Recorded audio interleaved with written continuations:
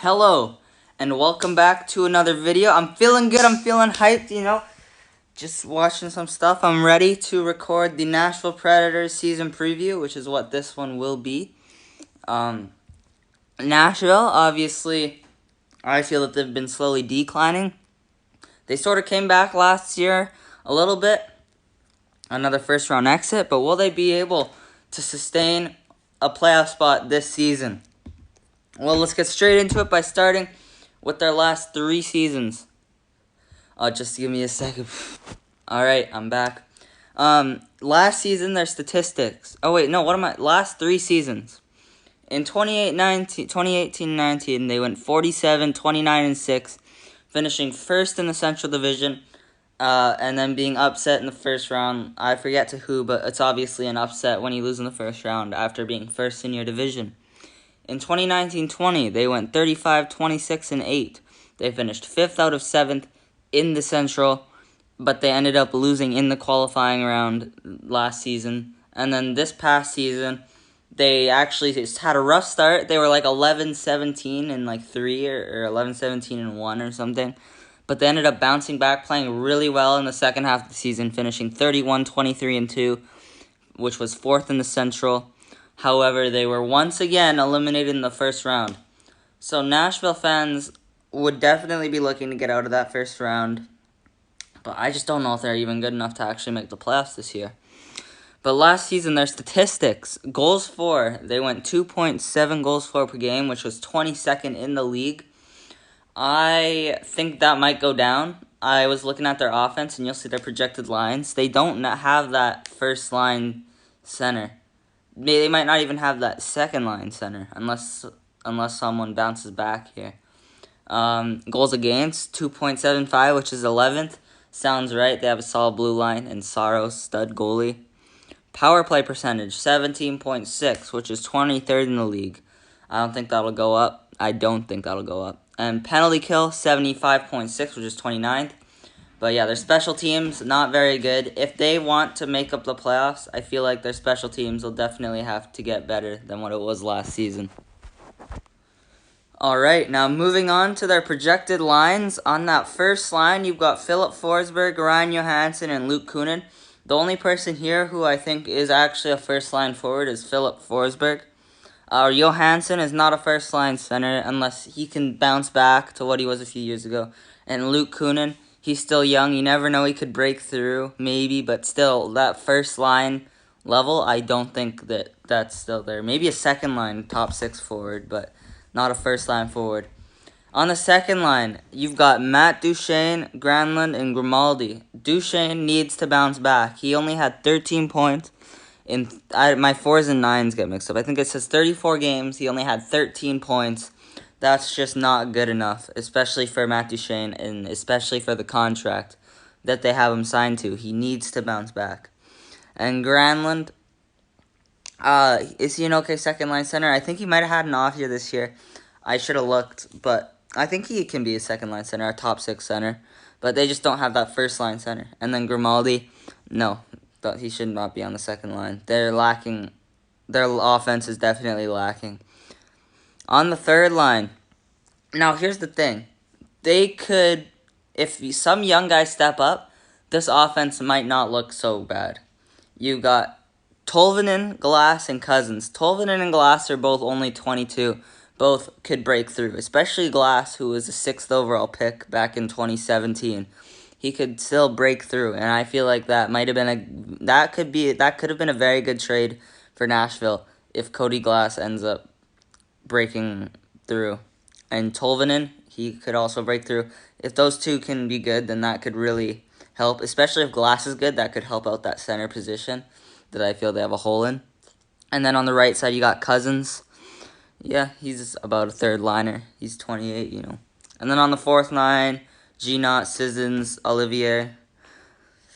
Not much to say. Moving on to defense. On their defense, I do feel like their defense is a little overrated now that, who left? Ellis. Now that Ellis is gone, I feel like it's a little overrated. I still feel it's solid, but a little overrated maybe. On that first pairing, you got Roman Josi, of course. Very, very good defenseman and carrier. His defensive numbers when I was looking at him weren't amazing. They were okay. And he's not stud offensively. So is he really a first pairing defenseman? Nashville fans, please let me know. Second pairing, you got Ekholm. Obviously, I think Ekholm could definitely be traded this deadline if Nashville is not secure in a playoff spot, which I don't think they will be, especially in a very tight Central Division. And Myers on the right side. It's okay. It's an okay second pairing. You know, Ekholm is definitely a great second pairing defenseman. And then on the third pairing, God, this name, Borowiecki. Man, I definitely butchered that. I'm sorry. And then Dante Fabro. Obviously, if Fabro can step up, he might be able to find himself in the top four and the core, defensive core, top four defense. If he can take another step forward. He's only 23, so you never know. You definitely could. And on the goalie, I do like their goalie tandem. Mainly because I like Saros. UC Saros has 2 seasons in a row now has put up very good numbers. He's really shown that he is a starting goalie at the NHL level. And Riddick is a capable backup. Nothing more than a backup, I think. I think the backup is the perfect position for Riddick. Now to their stats. Saros put up a .927 save percentage in 36 games. And I think he definitely could have been nominated for Vezina as well. Because I don't think he actually was, but he definitely could have been. He played very well, and he played very well last season. And he's also a smaller goalie, too, I think. I think he's actually smaller than most goalies, like 5'11" or something. And then Riddick, he's a capable backup. Last year, he had a little bit of an off year. Overall, though, he put up a .901 save percentage in 19 games.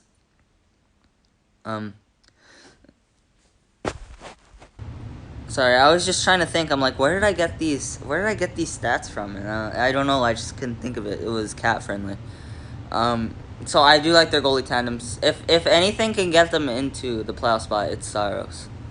And then on their scratches, I just mentioned their scratches. Trenin, who put up 11 points in 45 games last season, maybe he can find his way. I could see him being on the bottom line. Luff, I was looking at his stats. He's always put up good numbers in the AHL, and it just hasn't been able to translate to the NHL. I could see him getting a shot, one more shot at the NHL level. Maybe it can translate this time, hopefully for him. And then Benning, obviously a defense, played for the Oilers last year or 2 years ago. I remember him. He also injured McDavid a few years ago in his rookie year. He's that man.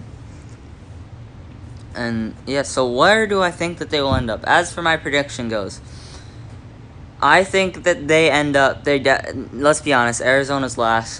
From there, it's just a bit of chaos. Definitely not in the top 4, I don't think. I think I gotta go 7th or 6th. Alright, after looking to make sure I knew all the teams in the Central Division, I think they will finish 7th. I think they're the bottom of the bunch that isn't Arizona. But if anything here is to drag them into the playoffs, it will be UC Saros. If UC Saros can keep up excellent numbers like he did last year, and their solid defense, and Cody Glass shows that top 6 potential this season, and Tolvanen maybe takes another step, and Duchesne bounces back, if all these things go right for them, then they could definitely be a playoff team. But then again, you have to hope that all these things happen, especially Saros. Saros is the most important of those, and I have no doubt that Saros will put up good numbers again.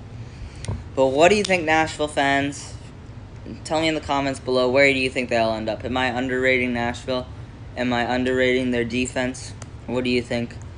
I'm gonna go now, but hey, I'll see you guys in the next one.